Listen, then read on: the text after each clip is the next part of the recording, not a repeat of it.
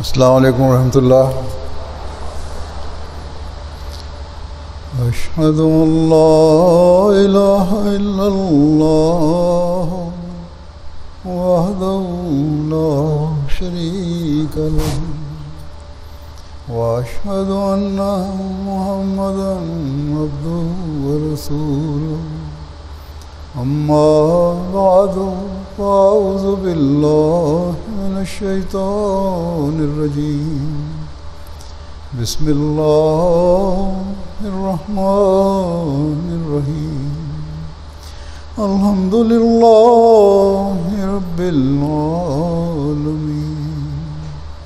الرحمن الرحیم مالک یوم الدین. ایاک نعبد و ایاک نستعین. اہدنا الصراط المستقیم صراط الذین انعمت علیہم غیر المغضوب علیہم ولا الضالین. اللہ تعالیٰ کا یہ احسان ہے کہ اس نے ہمیں اس زمانے کے امام کو ماننے کی توفیق دی، اور ہم اللہ تعالیٰ کے وعدے کو پورا ہوتا دیکھنے والے اور حضرت صلی اللہ علیہ وسلم کی پیشگوئی کو پورا ہوتا دیکھنے والے اور اس کی تصدیق کرنے والے بن گئے. بس یہ بات ہمیں اللہ تعالیٰ کا شکر گزار بنانے والی ہونی چاہیے، اور اللہ تعالیٰ کی شکر گزاری اس کے بتائے ہوئے طریق کے مطابق اللہ تعالیٰ کی عبادت کے ذریعے ہوتی ہے. اور عبادت کا بہترین طریق اللہ تعالیٰ کے حکم کے مطابق نماز کی ادائیگی ہے، یعنی 5 فرض نمازیں اور پھر نوافل. یہ حکم مردوں عورتوں دونوں کے لیے. صحابیات جنہوں نے اللہ تعالیٰ کی رضا کی سند حاصل کی، ان کے متعلق تو روایات میں آتا ہے کہ بعض مردوں سے آگے بڑھنے کی کوشش کرتی تھیں یہ باتوں میں، ساری رات عبادت کرتی تھی اور دن میں روزے رکھتی تھی، یہاں تک کہ مردوں کو حضرت صلی اللہ علیہ وسلم کی خدمت میں ان کو اس طرح عبادت سے روکنے کے لیے عرض کرنی پڑی، کیونکہ اسلام ہر قسم کے حقوق کی ادائیگی کی تعلیم دیتا ہے. بچوں کے بھی حق ہیں، گھر کے بھی حق ہیں، خاوند کے بھی حق ہیں جو ادا کرنے ضروری ہیں. اگر دن اور رات اس طرح عبادتوں میں مصروف رہیں تو یہ حقوق ادا نہیں ہو سکتے. پھر یہ بھی یاد رکھیں کہ یہ پرانی باتیں نہیں ہیں. اس زمانے میں بھی ایسی عورتیں اللہ تعالیٰ نے حضرت مسیح موعود علیہ السلام کی جماعت کو عطا فرمائی ہیں، جو اپنی عبادتوں کے معیار بلند کرنے والی ہیں. بہت ساری مثالیں ہیں اس کی، لیکن اس وقت میں صرف حضرت اماں جان کی مثال دیتا ہوں. حضرت اماں جان نصرت جہاں بیگم صاحبہ، جن سے حضرت مسیح موعود علیہ السلام کی دوسری شادی ہوئی اللہ تعالیٰ کے حکم سے، اور ان سے اللہ تعالیٰ نے آپ کو مبشر اولاد دی، یعنی وہ اولاد جس کی خصوصیات کا اللہ تعالیٰ نے پہلے ہی آپ کو علم دے دیا تھا. پھر اللہ تعالیٰ کے فضل سے وہ اولاد ان خصوصیات کی حامل بن کر پیدا ہوئی. بہرحال اس وقت میں حضرت اماں جان کی عبادت کے معیار اور باقاعدگی اور اس کی دوسروں کو تلقین کا ذکر کرنا چاہتا ہوں. آپ کو عورتیں ملنے آیا کرتی تھیں. آپ کے بارے میں اکثر عورتوں نے بیان کیا کہ جب بھی ہم آپ کو ملنے جاتے تاکہ حضرت اماں جان کے روحانی اور علمی معاہدے سے فائدہ اٹھائیں، یہ مجلس عورتوں کی عام باتوں اور گپ شپ اور ایک دوسرے کے متعلق منفی باتیں کرنے کی مجلس نہیں ہوا کرتی تھی، بلکہ روحانی اور علمی باتیں ہوتی تھیں. اور روایات بیان کرنے والی کہتی ہیں کہ دوران مجلس جب اذان کی آواز آتی تو حضرت اماں جان فوری وہ باتیں چھوڑ کر، حالانکہ وہ باتیں دینی باتیں ہو رہی ہوتی تھیں، روحانی باتیں ہو رہی ہوتی تھیں، سب باتیں ختم کر کے فرمایا کرتی تھیں کہ میں اندر جا کے نماز پڑھ رہی ہوں، تم لوگ بھی نماز پڑھ لو۔ اور پھر نماز سے واپس آ کر پوچھتی کہ تم نے نماز پڑھی ہے؟ اکثر خواتین تو اللہ تعالیٰ کے فضل سے اللہ تعالیٰ کے ساتھ ایک خاص تعلق رکھنے والی تھیں۔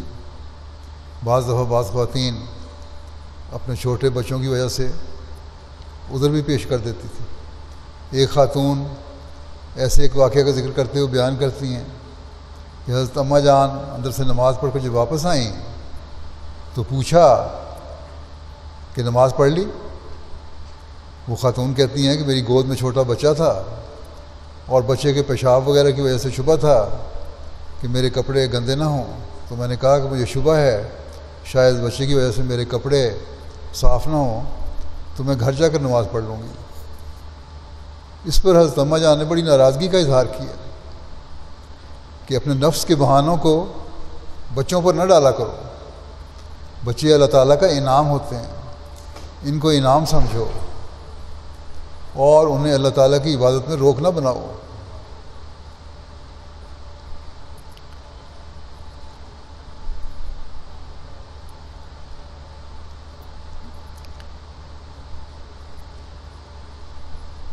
اللہ تعالیٰ اس سے ناراض ہوتا ہے، یہ کوئی بہانہ نہیں کہ میرے کپڑے گندے ہیں۔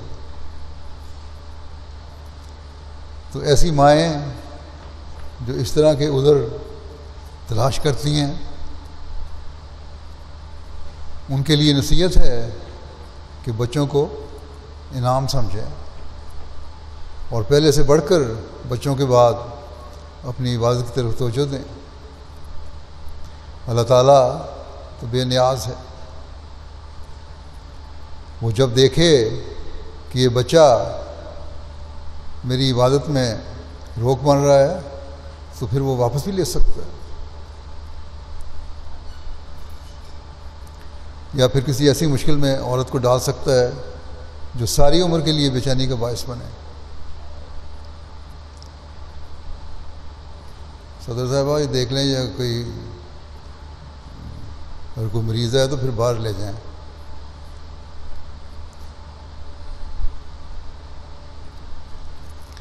بس بڑے خوف سے اور شکر گزاری کے جذبات سے لبریز ہو کر بچوں کی پیدائش کے بعد عبادتوں کی طرف ہر ماں کو توجہ دینی چاہیے۔ اللہ تعالیٰ بھی فرماتا ہے کہ پہلے تم لوگ مرد اور عورت دونوں صحت مند بچے کی دعا مانگتے ہو، جب اللہ تعالیٰ بچہ دے دیتا ہے تو پھر اسے اللہ تعالیٰ کے مقابلے میں شریک بنا لیتے ہو۔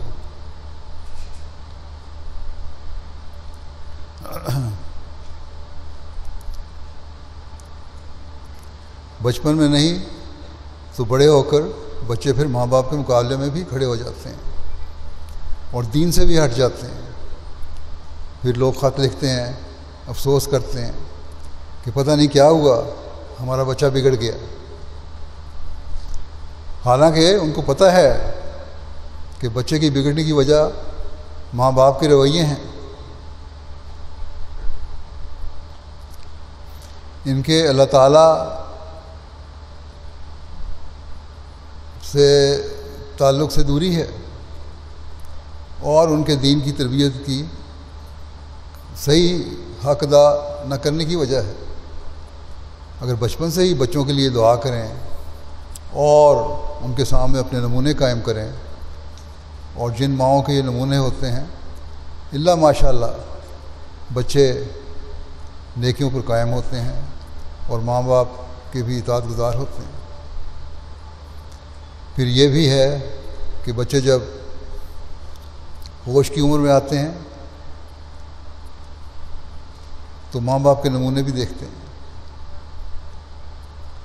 اگر وہ ماں باپ نیک نمونے دکھانے والے ہیں، اپنی باتوں کے حق ادا کرنے والے ہیں،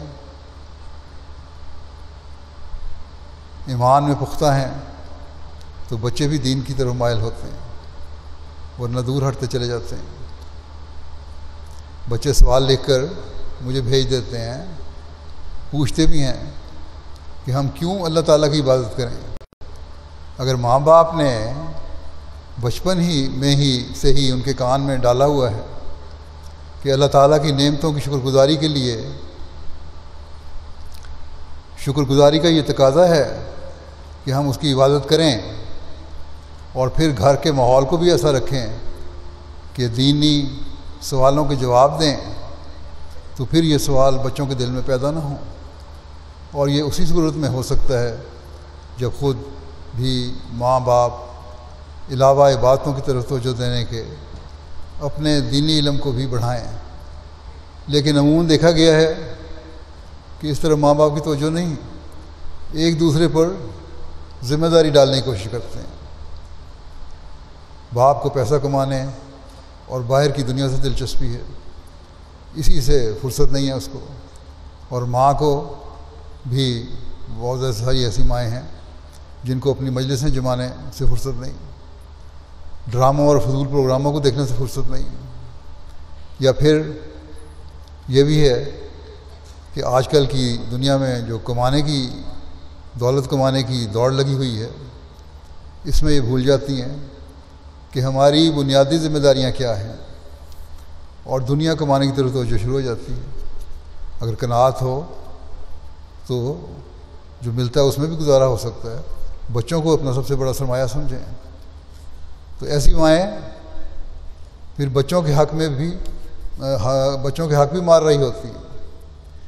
جب بچے گھر آئیں تو ان کو پوچھنے والا کوئی نہیں، اسی طرح اللہ تعالیٰ کا حق بھی، عبادتوں کا حق ادا نہ کر کے مار رہی ہوتی ہیں۔ اللہ تعالیٰ کا حق بھی اس کا جو تقاضا ہے اس طرح ادا نہیں کر رہی ہوتی۔ بس اس بات کو سمجھنے کی ضرورت ہے کہ اپنی دنیا و عاقبت سنوارنے کے لیے بھی، اور اپنے بچوں کا مستقبل اور عاقبت سنوارنے کے لیے بھی دعاؤں کی طرف توجہ کی ضرورت ہے، اپنی نمازوں کی حفاظت کی ضرورت ہے۔ اس بات کو اپنے بچوں کے ذہنوں میں اچھی طرح راسخ کرنے اور بٹھانے کی ضرورت ہے، اور یہ چیز ایک مومنہ مسلمان احمدی عورت کا وصف ہونا چاہیے، ورنہ زمانے کے امام کو ماننے کے دعوے بالکل کھوکھلے ہیں۔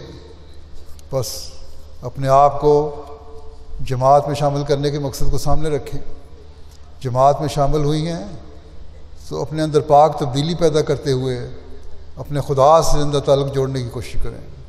پھر یہی نہیں کہ صرف اپنا تعلق جوڑنا ہے، بلکہ اپنے بچوں کا بھی تعلق جوڑنا ہے، لڑکے ہوں یا لڑکیاں، ان کو خدا تعالیٰ کے قریب لانے والا بنانا ہے۔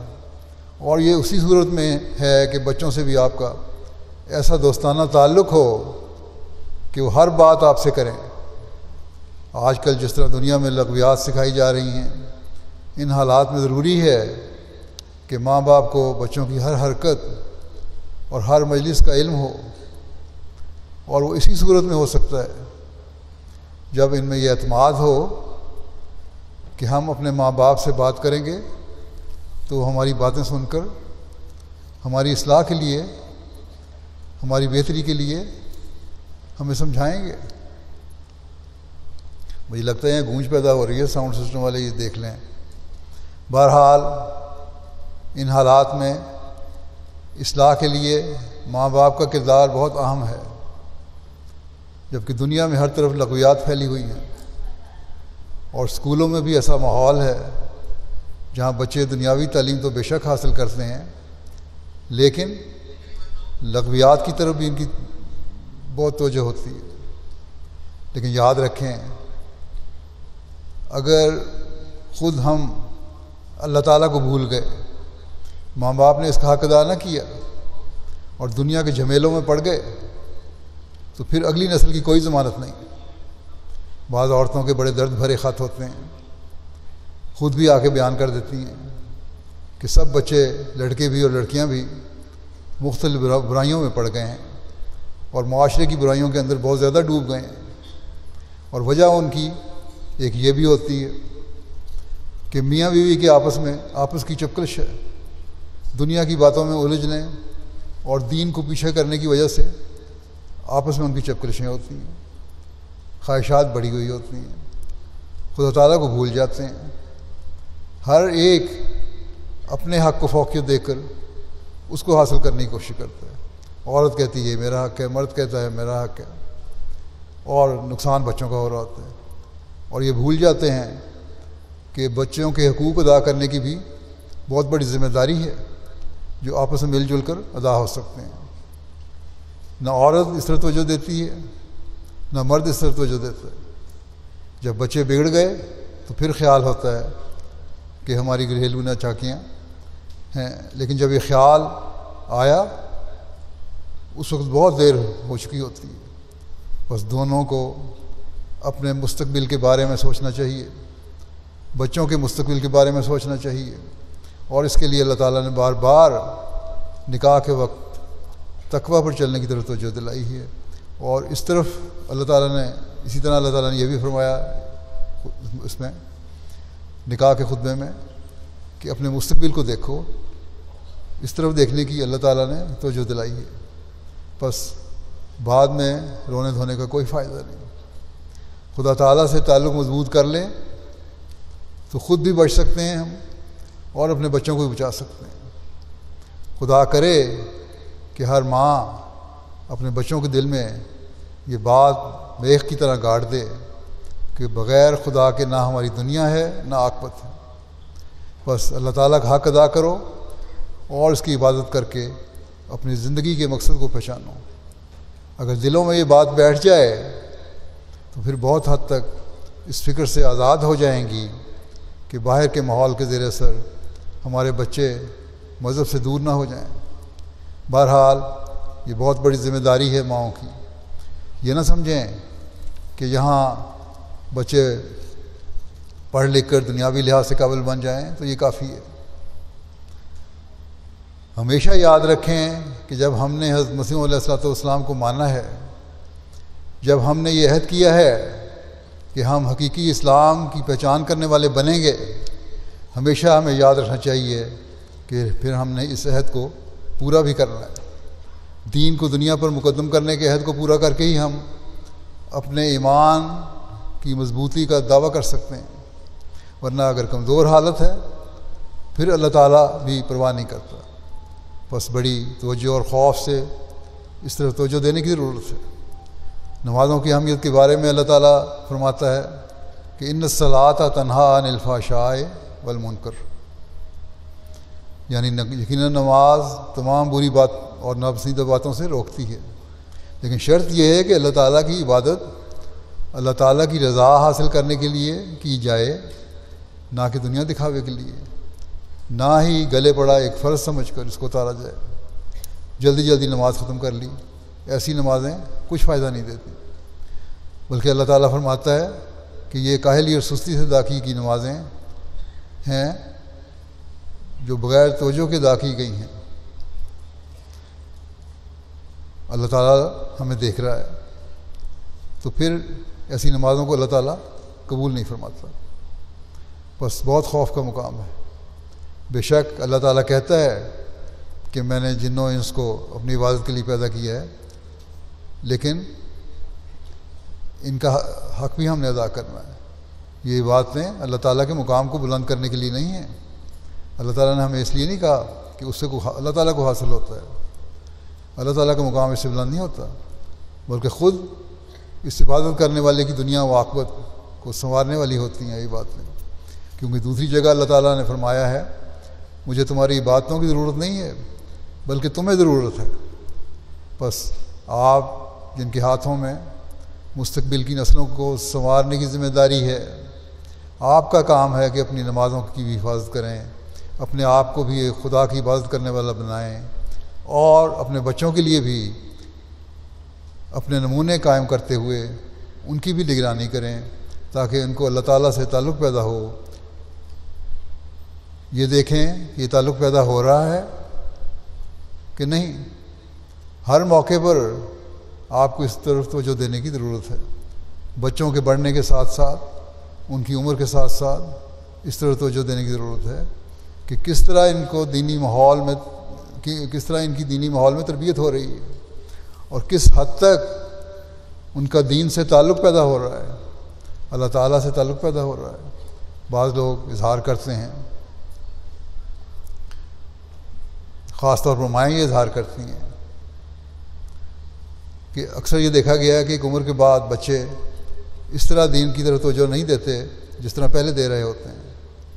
13، 14، 15 سال کی عمر میں لڑکے لڑکیاں بہت حد تک دین سے تعلق رکھنے والے ہوتے ہیں، لیکن جب اب جوانی کی عمر کو پہنچتے ہیں تو ایک دم جماعت سے بھی ہٹ جاتے ہیں، دین سے بھی ہٹ جاتے ہیں، اللہ تعالیٰ سے بھی دور ہو جاتے ہیں اور معاشرے کے گند میں پڑ جاتے ہیں۔ بعض بچے بلوغت کی عمر کو پہنچ کر جب یہاں کا قانون آزادی دے دیتا ہے تو گھروں سے نکل بھی جاتے ہیں، اس میں لڑکیاں بھی شامل ہیں، لڑکے بھی شامل ہیں۔ بہرحال یہ جو ماں باپ کہتے ہیں کہ پتہ نہیں کیا ہوتا ہے، جیسا کہ میں نے پہلے کہا، اس کی وجہ یہی ہے کہ بچوں سے صحیح تعلق ماں باپ نہیں رکھتے، اور ایک عمر کے بعد پھر بچے باہر کے ماحول سے متاثر ہو کر اپنے خاندانی عزت اور وقار اور اپنے گھر کی عزت اور وقار کو بھول جاتے ہیں، خدا تعالیٰ کو بھول جاتے ہیں، اور یہی سمجھتے ہیں کہ جو باہر کی دنیا ہے وہی اصل دنیا ہے، اور اسی کو حاصل کرنے کے لیے ہمیں اپنی کوشش کرنی چاہیے۔ یہ ٹھیک ہے کہ اللہ تعالیٰ کی محبت بھی اللہ تعالیٰ کے فضل سے ہی ہوتی ہے، لیکن اس کے لیے بھی دعا کی کرنے کی ضرورت ہے، اس کے لیے بھی اللہ تعالیٰ سے مدد مانگنے کی ضرورت ہوتی ہے۔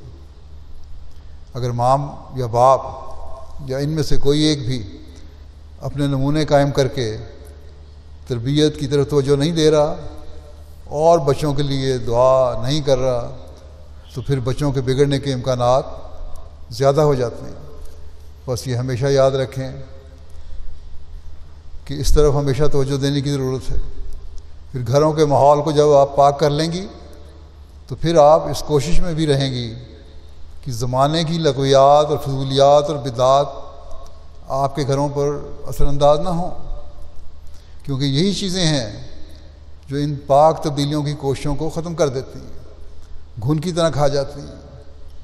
یہاں اس معاشرے میں جس کو آج کل تہذیب یافتہ معاشرہ سمجھا جاتا ہے، حالانکہ یہاں کی ہر چیز تہذیب یافتہ نہیں، ترقی یافتہ ملکوں کی، بعض باتیں ایسی سکھائی جاتی ہیں جو آزادی کے نام پر تہذیب سے دور لے جانے والی ہیں، اخلاق سے دور لے جانے والی ہیں، برائیوں میں ڈالنے والی ہیں۔ یہی لوگ جو یہاں کے بعض بڑے ترقی یافتہ لوگ کہلاتے ہیں، لاہ و لاب میں پڑے ہوئے ہیں اور برائیوں میں پڑے ہوئے ہیں، اور ان برائیوں کو ہی آزادی سمجھتے ہیں۔ آزادی خیال اور آزادی ضمیر کے نام پر سڑکوں، گلیوں، بازاروں میں بیہودہ حرکتیں ہو رہی ہوتی ہیں۔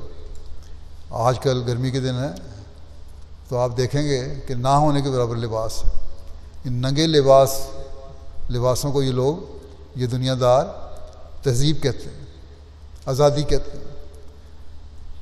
اور فرانس وغیرہ میں تو اب اس کی پابندی ہے کہ اگر ہمارے ملکوں میں رہنا ہے تو ہماری طرح بنو، کسی قسم کا حجاب بھی منع ہے۔ حالانکہ انہی ملکوں میں چند سو سال پہلے یا کچھ دہائیاں پہلے بھی شرافت تھی تو اکثریت ڈھکے ہوئے لباس پہنا کرتی تھی، ان کے لباس مناسب ہوتے تھے۔ اب کہنے کو تو یہ کہتے ہیں کہ ہم بڑے تہذیب یافتہ ہیں، ہم ترقی یافتہ ممالک میں شامل ہیں،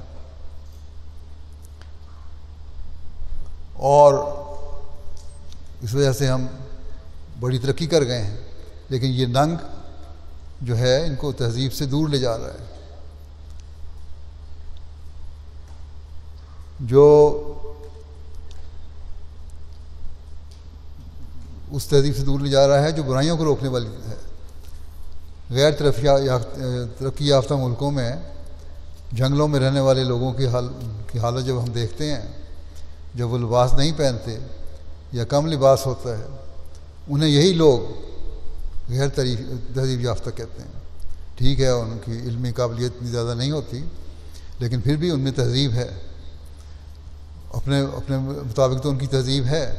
اگر ان کے رواج ہیں وہاں، وہ اپنے موسم کے لحاظ سے ان کے بعض رواج ہیں، لیکن بہرحال یہ لوگ ان کو اس لیے کہتے ہیں، دیکھو جی، ایک وجہ یہ بھی بیان کرتے ہیں کہ ننگے رہتے ہیں، یہ غیر تہذیب یافتہ لوگ ہیں، لیکن وہی حرکتیں لباس کے لحاظ سے، اپنے ننگ کو ڈھانکنے کے لحاظ سے، اس میں کمی کے لحاظ سے جب ان میں ظاہر ہوتی ہیں تو یہ لوگ اس کو پھر تہذیب کہتے ہیں.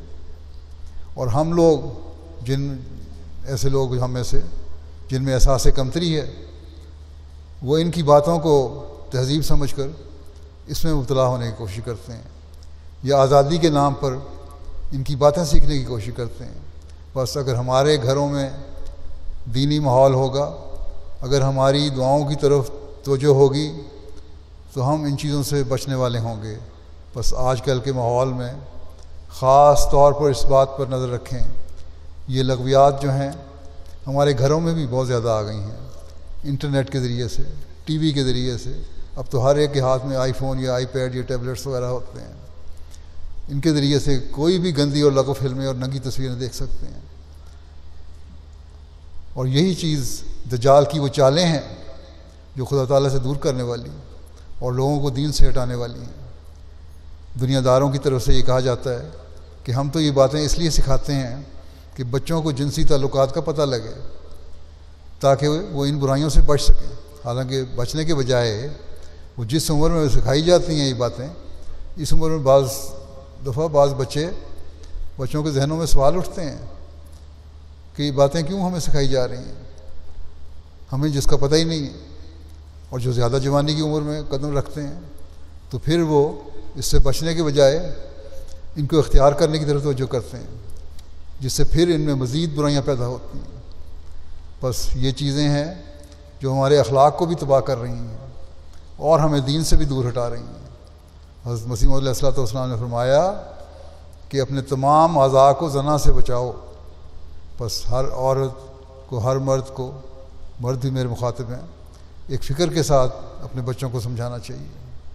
اور ہر بچی کو بھی جو بلوغت کی عمر کو پہنچ چکی ہے، اور ہر لڑکے کو بھی جو بلوغت کی عمر کو پہنچ چکا ہے، یہ احساس ہونا چاہیے اور ان کو احساس دلانا چاہیے کہ یہ برائیاں ہیں جو مزید گندگیوں میں دھکیلتی چلی جائیں گی. اس لیے ان سے بچنا ہے. ہر ایسی چیز جس کا ناجائز استعمال شروع ہو جائے وہ لغویات میں شامل ہے. مثلا انٹرنیٹ کے بارے میں پہلے بھی کہہ چکا ہوں کئی دفعہ کہ یہ اس زمانے کی ایجاد ہے. یہ ایجاد اللہ تعالیٰ نے مسیح موعود کے زمانے میں مقدر کی ہوئی تھی. قرآن کریم میں مختلف ایجادات کا اعلان بھی فرما دیا. انٹرنیٹ بھی ان میں سے ایک ہے، اور ٹیلی فون کا نظام جو ہے وہ بھی اس میں سے ایک ہے، ٹیلی ویژن کا نظام ہے وہ بھی اس میں سے ایک ہے، جنہیں اس زمانے میں اشاعت اسلام کے لیے کام آنا تھا. لیکن اگر ان ایجادات کا غلط استعمال کریں گی تو یہ لغویات میں شمار ہوں گے، اور ایسی لغویات سے اللہ تعالیٰ نے منع فرمایا ہے اور اس سے بچنے کا بھی حکم دیا ہے. جیسا کہ فرماتا ہے مومن کی تعریف یہ ہے کہ ان اللغو معرضون، جو لغو باتوں سے اعراض کرنے والے ہیں، لغویات سے بچنے والے ہیں. جب انٹرنیٹ پر دوستوں سے چیٹ کریں گے، اس میں دوسروں کو مذاق اڑانے اور پھکڑ توڑنے اور ایک دوسرے کے خلاف باتیں کریں گے تو یہ برائیوں کی طرف لے جانے والی باتیں ہوں گی. یہ رشتوں میں دراڑیں پیدا کرنے کا ذریعہ بنے گی. کسی دوسری عورت کی زندگی کو برباد کرنے کے لیے بھی بعض دفعہ ذریعہ بن جاتی ہیں یہ باتیں. اس طرح ان میں ایک دوسرے کی چغلیاں بھی ہو رہی ہوتی ہیں. یہی کارآمد چیز جو ہے یہ لغویات میں شمار ہو جاتی ہے اور پھر اس لحاظ سے گناہ بن رہی ہوتی ہے. پھر آج کل موبائل پر ٹیکسٹ پیغامات دیے جاتے ہیں، واٹس ایپ پر اور میسیجر، وائبر اور ساری قسم کی سائٹس بنی ہوئی ہیں. یہ بھی آج کل کی ایک نیا سلسلہ شروع ہوا ہے، گپیں مار کر وقت ضائع کرنے کا اور نامحرموں سے باتیں کرنے کا. بڑے آرام سے کہہ دیا جاتا ہے کہ ٹیکسٹ میسیج تھا، کون سی بات کر لی. ایک دوسرے سے رابطے اسی طرح بڑھتے ہیں. ایک سہیلی نے اپنے دوستوں میں سے کسی کو فون دے دیا، یا اپنے دوستوں کو اپنی سہیلی کا فون دے دیا، اور پھر کسی اور ذریعے یا پھر اور کسی اور ذریعے سے نمبر ہاتھ لگ گیا. پھر ٹیلی فون پر ٹیکسٹ میسیج کا سلسلہ شروع ہو گیا. اب 12، 13، 14 سال کے بچے بچیاں پھر رہے ہوتے ہیں، ایک دوسرے کو میسیج دے رہے ہوتے ہیں. اور یہی عمر ہے جو خراب ہونے کی عمر ہے. اور پھر آخر کار انجام ایسی حد تک چلا جاتا ہے کہ جہاں وہ لغو ہے وہ گناہ بن جاتا ہے. اس لیے احمدی بچیاں اپنی عصمت کی خاطر، اپنی عزت کی خاطر، اپنے خاندان کے وقار کی خاطر، اپنی جماعت کے تقدس کو مد رکھتے ہوئے اپنے خدا کی رضا کو حاصل کرنے کے لیے ان چیزوں سے بچیں. اور ہر احمدی مرد اور لڑکے بھی ان باتوں سے بچیں۔ اب مجھے لکھتے ہیں بعض لوگ، بعض بچیاں بھی لکھتی ہیں کہ ہم نے صرف میسج کیا تھا، دوست نے ہمارے فلاں دوست کا ایڈریس دیا تھا، لیکن ہمارے ماں باپ نے دیکھ لیا تو ان کو پسند نہیں آیا۔ اگر ان کو پسند نہیں آیا تو انہوں نے صحیح کیا، لیکن ان کو پسند نہیں آنا چاہیے تھا، کیونکہ 12 13 14 سال کی عمر میں جب ایسے میسج ہوں گے تو پھر غلط قسم کی باتیں بھی ان میں شروع ہو جائیں گی۔ خود بعض لکھنے والیاں لکھتی ہیں بچیاں کہ یہ ٹھیک ہے کہ اکثر جو ہماری چیٹنگ ہوتی ہے اس میں سیکس کی باتیں ہو رہی ہوتی ہیں، بیہودہ لغو باتیں ہو رہی ہوتی ہیں۔ اب اس عمر میں سیکس کا کیا تعلق ہے؟ حالانکہ اس عمر میں تو بچوں کو اپنی پڑھائی کی طرف توجہ دینی چاہیے اور پھر دینی علم حاصل کرنے کی طرف توجہ دینی چاہیے۔ اگر ماں باپ اس طرف توجہ دے رہے ہوں گے تو بچے بھی اس طرف توجہ رکھیں گے۔ پھر میں نے لباس کی بات کی ہے، اس کو دوبارہ ذکر کر دوں کہ ہر قسم کی بےہودگی اور ننگ کا احساس ختم ہوتا جا رہا ہے۔ ماں باپ کہہ دیتے ہیں کوئی بات نہیں، بچیاں ہیں، فیشن کرنے کا شوق ہے، کر لیں، کیا حرج ہے، ٹھیک ہے فیشن کریں، لیکن فیشن میں جب لباس ننگے پن کی طرف جا رہا ہو تو وہاں بہرحال روکنا چاہیے۔ اسی طرح بعض دفعہ دین کے نام پر بھی فیشن ہو جاتا ہے جو غلط ہے۔ مثلا دین کے نام پر فیشن کیا ہے؟ برقع ہے۔ برقعے میں جو کوٹ پہنا جاتا ہے وہ اس قدر تنگ ہوتا ہے کہ مردوں کے سامنے جانے کے قابل ہی نہیں ہوتا، تو ایسے فیشن بھی منع ہے۔ برقعے کا کوٹ ڈھیلا ڈھالا ہونا چاہیے، نہ کہ یہ کہ بالکل جسم کے ساتھ چمٹا ہو، کیونکہ پھر نہ یہ دین رہے گا اور نہ یہ دین میں فیشن کی اس حد تک اجازت رہے گی جس سے عورت کی حیا قائم رہے، کیونکہ یہ بے حیائی بن جائے گی۔ پھر آہستہ آہستہ سارے حجاب اٹھ جائیں گے، اور اسلام حیا کا حکم دیتا ہے۔ بس اپنی حیا اور حجاب کا خیال رکھیں اور اس کی حدود میں رہتے ہوئے جو فیشن کرنا ہے کریں۔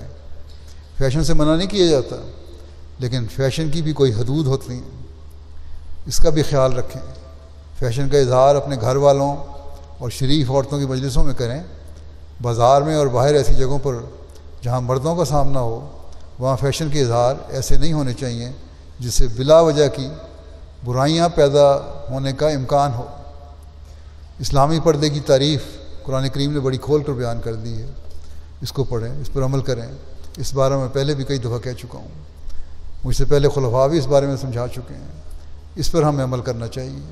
یہ جماعت احمدیہ کا موقف نہیں ہے، یاد رکھیں۔ بعض لوگ کہتے ہیں جماعت بڑی سختی کرتی ہے، یہ قرآن کریم کی تعلیم ہے کہ اپنے پردے کا خیال رکھو، اپنے سروں کو ڈھانپو، اپنے چہروں کو ڈھانپو، اپنے جسم کو ڈھانپو، اور کوئی زینت کی چیز نظر نہ آئے۔ چادر سے بھی اگر کسی نے پردہ کرنا ہے، سر اور بال ڈھکے ہوں، گال ڈھکے ہوں، تھوڑی ڈھکی ہو، سینہ ڈھکا ہو، پھر ہی وہ صحیح پردہ ہے، نہیں تو وہ صحیح پردہ نہیں ہے۔ حکم تو اللہ تعالیٰ کا حیا کو قائم رکھنے کے لیے اور اپنی عزت اور عصمت کو قائم رکھنے کے لیے یہاں تک ہے کہ عورت مردوں سے بات بھی ایسے رنگ میں کرے، ایسے لہجے میں کرے جس سے کسی قسم کی نرم آواز کا اظہار نہ ہو، تاکہ مردوں کے دل میں بھی کبھی غلط خیال پیدا نہ ہو۔ کجا یہ کہ مردوں سے کھلے عام میل جول رکھا جائے یا دوستیاں کی جائیں۔ ایک عمر کے بعد بچیاں اپنے کلاس فیلو اور اسکول فیلو لڑکوں سے بھی ایک حجاب پیدا کریں، جب بھی ضرورت ہو پڑھائی کے تعلق سے تو حجاب کے اندر رہتے ہوئے بات کرنی چاہیے، اور لڑکیوں کو خود بھی اس بات کا خیال رکھنا چاہیے، اور ماں باپ کو بھی، خاص طور پر مائیں جو ہیں ان کو اس بات کی نگرانی کرنی چاہیے، اور بچیوں کو سمجھاتے بھی رہنا چاہیے، اور دلیل سے ان سے بات کریں تو بچیاں سمجھ جاتی ہیں۔ ایک عمر کے بعد اگر لڑکی دوسرے گھر میں جاتی ہے، کسی اپنے دوست کے گھر میں جاتی ہے یا رشتہ داروں کے گھر میں بھی جاتی ہے، تو محرم رشتوں کے ساتھ جائے، اور جس گھر میں کسی سہیلی کے بھائی کسی وقت موجود ہوں تو خاص طور پر ان اوقات میں ان گھروں میں نہیں جانا چاہیے جبکہ بڑے بھی وہاں موجود نہ ہوں۔ پھر بعض جگہ یہ بھی ہوتا ہے کہ کوئی احساس نہیں دلایا جاتا، تو جو کلاس فیلو لڑکے ہوتے ہیں وہ گھروں میں بڑی عمر تک آتے چلے جاتے ہیں۔ اللہ تعالیٰ کا فضل ہے کہ بہت سے احمدی گھرانے ایسے ہیں جو ان باتوں کا خیال رکھتے ہیں، اور لڑکیاں خود بھی یہ چیزیں پسند نہیں کرتی اور مائیں بھی ان کو سمجھاتی رہتی ہیں، لیکن اب یہ برائیاں معاشرے میں اتنی عام ہو گئی ہیں کہ پھیلتی چلی جا رہی ہیں، اور خود دنیا داروں کو بھی اس کا احساس پیدا ہونا شروع ہو گیا ہے کہ یہ برائیاں بن رہی ہیں اب، اور جماعت میں بھی اس کی شکایات بڑھتی چلی جا رہی ہیں۔ اس لیے اس طرف بہت توجہ کی ضرورت ہے۔ ہم نے ہر لڑکی نے اپنی عزت و عصمت کی حفاظت کرنی ہے اور دین کو دنیا پر مقدم رکھنا ہے۔ یہ بات ہمارے ذہنوں میں اچھی طرح بیٹھ جانی چاہیے۔ لجنہ کے انتظام کو بھی اس کے لیے کوشش کرتے رہنا چاہیے، اور ہر پروگرام میں یہ بات اچھی طرح بچیوں کے ذہن میں ڈالنی چاہیے کہ تمہارا ایک تقدس ہے، اور اس معاشرے میں جس میں جنسی بے راہ روی بہت زیادہ ہے، تم اب شعور کی عمر کو پہنچ گئی ہو، اس لیے خود اپنی طبیعت میں حجاب پیدا کرو جو تمہارے اور تمہارے خاندان کے اور جماعت کے لیے نیک نامی کا باعث ہو، اللہ تعالیٰ کے فضل کو حاصل کرنے والا ہو۔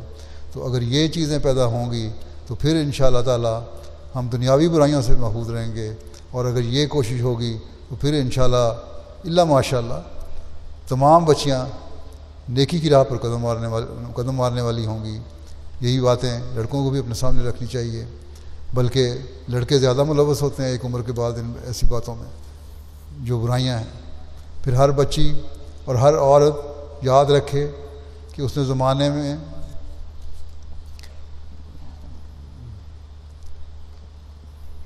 کہ اس نے حضرت مسیح موعود علیہ السلام کو مان کر اسلام کی تعلیم پر عمل کرنے کے عہد کی تجدید کی ہے۔ یہ عہد کیا ہے کہ اپنے آپ کو دوسروں سے ممتاز کروں گی، میرے میں اور دوسروں میں ایک فرق نظر آئے گا، کوئی انگلی ہماری طرف اس اشارے کے ساتھ نہیں اٹھ سکتی کہ یہ لڑکی بڑی دنیا دار ہے، دین سے ہٹی ہوئی ہے اور لغو حرکات کرنے والی ہے۔ ہر عورت بھی اگر اس کا خیال رکھے گی کہ میں نے زمانے کے امام کے ساتھ ایک عہد کیا ہے، میں نے اپنے اندر پاک تبدیلی پیدا کرنی ہے، اپنی اولاد کے اندر بھی پاک تبدیلی پیدا کرنی ہے، اور اس کے لیے اپنی کوشش کرنی ہے، تو انشاءاللہ تعالیٰ ایسی عورتیں اور ایسی بچیاں معاشرے میں ایک مقام حاصل کرنے والی ہوں گی۔ اور جیسا کہ اللہ تعالیٰ نے وعدہ فرمایا ہے، ان کوششوں کے ساتھ جب اللہ تعالیٰ کے آگے جھکتے ہوئے اس کی عبادت کرنے والی ہوں گی، تو پھر اللہ تعالیٰ ہم میں وہ پاک تبدیلیاں پیدا کر دے گا، آپ کی اولادوں میں وہ پاک تبدیلیاں پیدا کر دے گا، جس سے آپ کو معاشرے میں ایک مقام حاصل ہوگا، جہاں آپ کا اور آپ کے بچوں کا نام بڑے احترام سے لیا جائے گا۔ خدا تعالیٰ ہم سب کو یہ مقام حاصل کرنے کی توفیق عطا فرمائے جو ہماری آئندہ نسلوں کی پاکیزگی کی ضمانت ہو، اور ہم اس زمانے کے امام سے کیے ہوئے عہد کو پورا کرنے والے ہوں۔ آخر میں حضرت مسیح موعود علیہ السلام کا ایک اقتباس پیش کرتا ہوں۔ حضرت مسیح موعود علیہ السلام فرماتے ہیں، اس سلسلے میں داخل ہو کر تمہارا وجود الگ ہو اور تم بالکل ایک نئی زندگی بسر کرنے والے انسان بن جاؤ، جو کچھ تم پہلے تھے وہ نہ رہو۔ یہ مت سمجھو کہ تم خدا تعالیٰ کی راہ میں تبدیلی کرنے سے محتاج ہو جاؤ گے یا تمہارے بہت سے دشمن ہو جائیں گے، نہیں، خدا کا دامن پکڑنے والا ہرگز محتاج نہیں ہوتا، اس پر کبھی برے دن نہیں آ سکتے۔ خدا جس کا دوست اور مددگار ہو، اگر تمام دنیا اس کی دشمن ہو جائے تو کچھ پرواہ نہیں۔ مومن اگر مشکلات میں پڑے تو ہرگز تکلیف میں نہیں ہوتا، بلکہ وہ دن اس کے لیے بہشت کے دن ہوتے ہیں۔ خدا کے فرشتے ماں کی طرح اسے گود میں لے لیتے ہیں۔ مختصر یہ ہے کہ خدا خود ان کا محافظ و ناصر ہو جاتا ہے۔ یہ خدا جو ایسا خدا ہے کہ علی کل شیء قدیر ہے، وہ عالم الغیب ہے، وہ حی و قیوم ہے، اس خدا کا دامن پکڑنے سے کوئی تکلیف پا سکتا ہے؟ کبھی نہیں۔ خدا تعالیٰ اپنے حقیقی بندے کو ایسے وقتوں میں بچا لیتا ہے کہ دنیا حیران رہ جاتی ہے۔ حقیقی بندہ بننا شرط ہے۔ بس ہمیشہ یاد رکھیں کہ جب ہم نے دین کو دنیا پر مقدم کرنے کا عہد کیا ہے تو حضرت مسیح موعود علیہ السلام نے فرمایا کہ اگر تم نے حقیقت میں اس عہد کو پورا کیا ہے تو اللہ تعالیٰ تمہارا نگہبان ہوگا اور تمہیں بچا لے گا۔ دنیا سے ڈرنے کی ضرورت نہیں، دنیا سے متاثر ہونے کی کوشش نہ کرو، بلکہ یہ کوشش کرو کہ ہر عورت اور ہر بچی یہ کوشش کرے کہ اس نے دنیا کو متاثر کرنا ہے، دنیا کو اللہ تعالیٰ کے قدموں میں لے کے آنا ہے۔ یہی ایک احمدی کی ذمہ داری ہے، یہی ایک احمدی کا وہ فرض ہے جس کے لیے اس نے حضرت مسیح موعود علیہ السلام کو مانا ہے۔ بس اس طرح توجہ دینے کی ضرورت ہے۔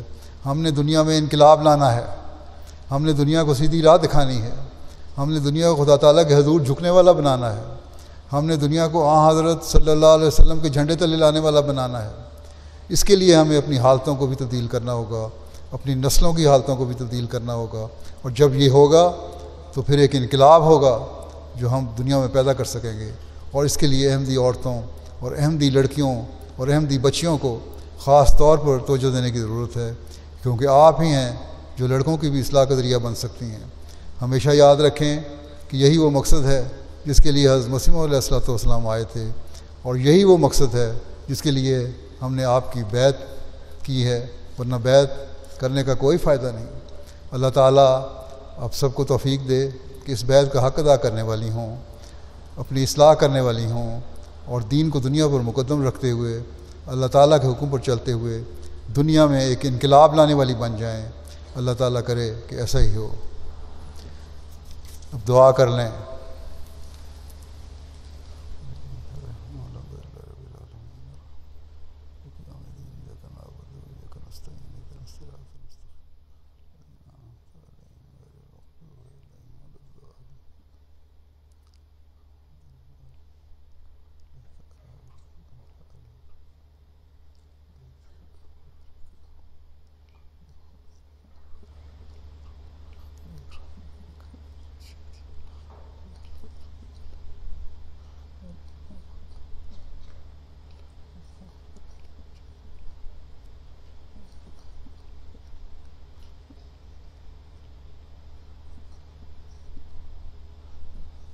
آمین۔